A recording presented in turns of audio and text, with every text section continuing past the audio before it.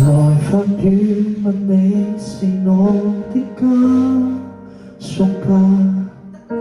原來我已是那白落之點墮下，明明分開，為何打這號碼？你可會很不解我怎不生了他？我知不該，但是不改，像霧中流亡的愛，千里之外，聯繫還是依在。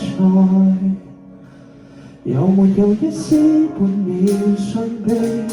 要是我今晚已被斷氣，但你可肯即然講得通宵拍機？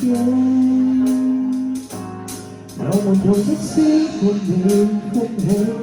在無人依靠來煩住你，若覺得將這責任交諸很離奇，是我自私今世最後騷擾的人兒，只想是你。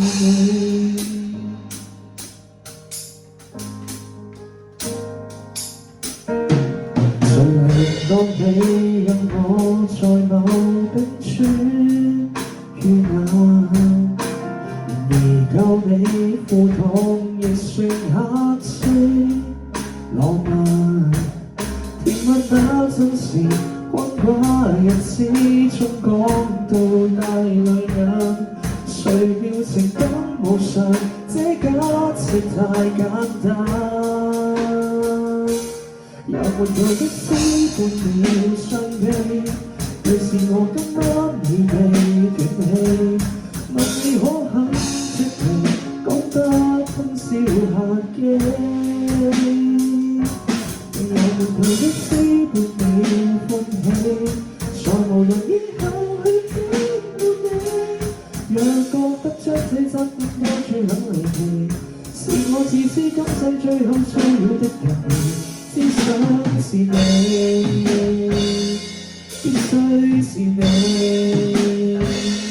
不想被面對，即使淡淡離離，就算創新亦被嫌棄，都想這遺言最好想你，可惜最美未夠運氣一起。